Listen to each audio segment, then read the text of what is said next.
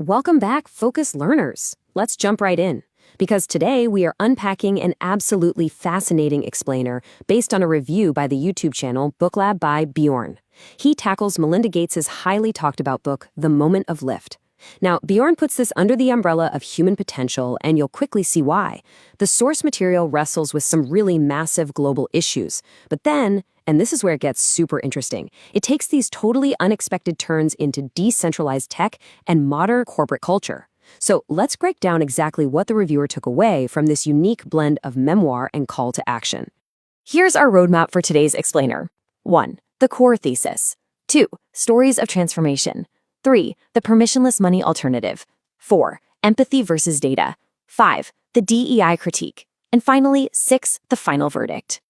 Okay, let's dive into section 1, the core thesis, empowering women to lift societies.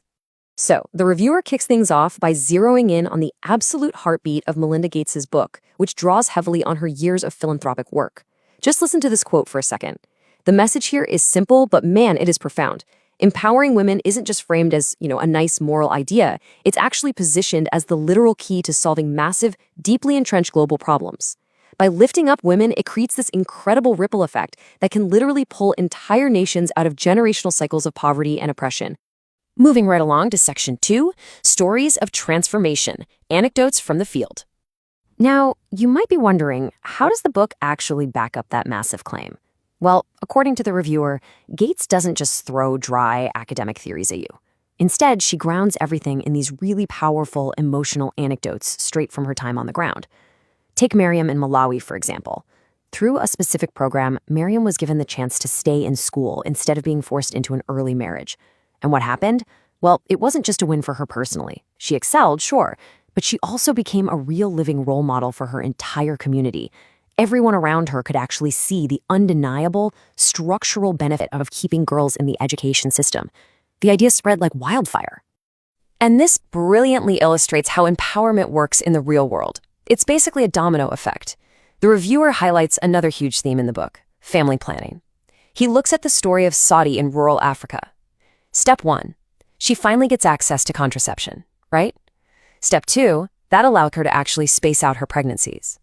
Step 3, because she's spacing out those births, she has more time and resources to invest in each child's upbringing. And step 4, that directly leads to a much better economic situation for the whole family. The reviewer, looking at this from his own perspective in a wealthy country, mentions how completely eye-opening it was for him to realize that something as basic as access to contraception is literally the bedrock of macroeconomic development.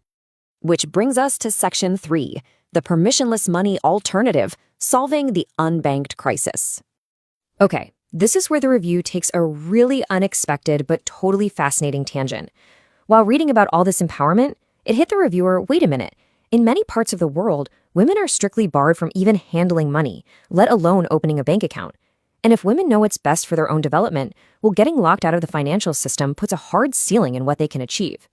This led him to a technological alternative he discovered after reading the Bitcoin standard called permissionless money. So what is that exactly? Basically, it's a decentralized financial protocol.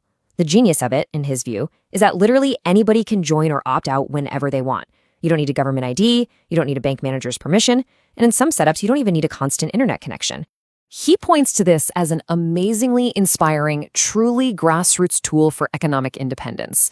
He specifically brings up his own research showing how small communities of women in super remote areas are already using decentralized tech, like the Bitcoin Lightning Network.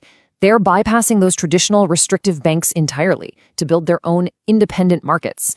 It's a totally alternative approach to financial empowerment, completely free from traditional institutional gatekeeping. All right, section 4, empathy versus data, a battle of methodologies. Stepping back a bit, the reviewer does something really interesting here. He analyzes how Melinda Gates actually delivers her message by comparing her to another absolute giant in global development, Hans Rosling, the author of Factfulness. And fun fact, Rosling was actually a mentor to Gates. But their approaches are night and day. Gates' method in The Moment of Lift is deeply driven by empathy, leaning heavily on personal stories and maintaining a laser focus on women. Rosling, on the flip side, is all about the hard statistics, the numbers, and looking at general poverty as a broader issue.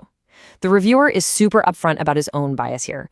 He casually admits he prefers Rosling's style simply because, in his own words, he's more of a numbers guy.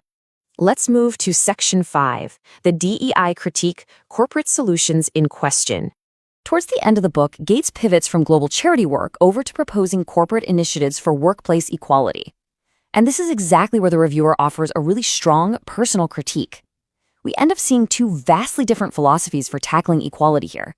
On one side, the book's concluding call to action champions corporate DEI, that's diversity, equity, and inclusion initiatives.